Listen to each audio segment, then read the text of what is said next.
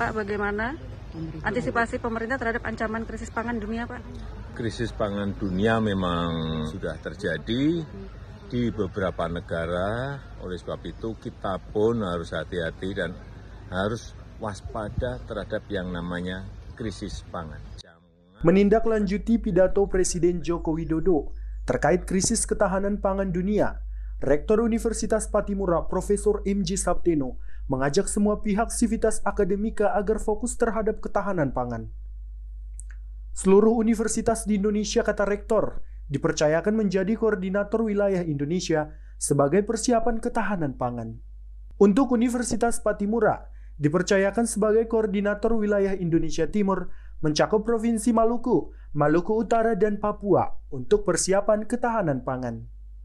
Rektor mengatakan, semua meja tamu di setiap fakultas tidak ada lagi jamuan makanan berbasis terigu.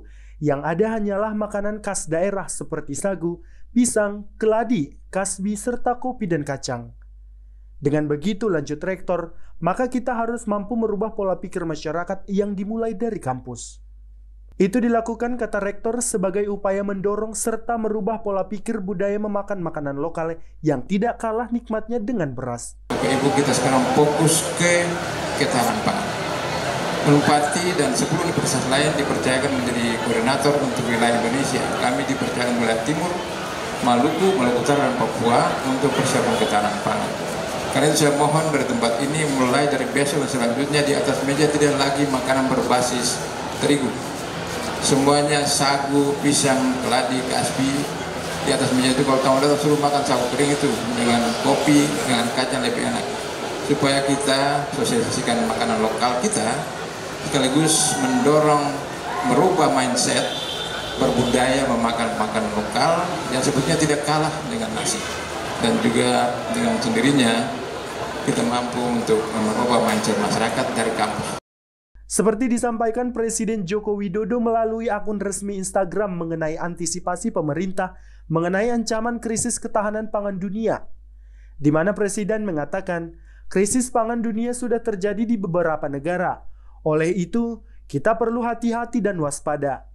Maka itu perlu menjaga pasokan pangan. Pak, bagaimana antisipasi pemerintah terhadap ancaman krisis pangan dunia, Pak?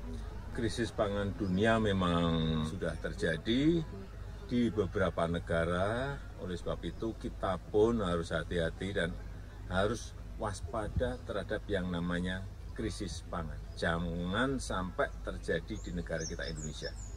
Oleh sebab itu menjaga pasokan pangan wajib. Satu. Kemudian juga lapangannya dilihat, distribusi pangan juga dilihat. Kadang-kadang sebuah provinsi kelebihan pasokan, provinsi yang lain kekurangan pasokan, tapi kalau distribusinya tidak diikuti, bisa 1-2 provinsi menjadi harganya naik.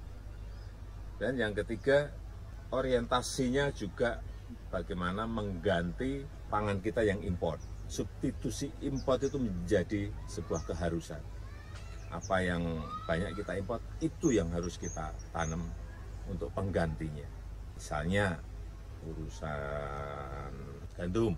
Ini gandum yang di kita ini bisa dicampur dengan cassava, dicampur misalnya sorghum, dicampur dengan sagu. Saya kira ini akan sangat mengurangi impor kita. Yang keempat, menjaga inflasi bahan makanan.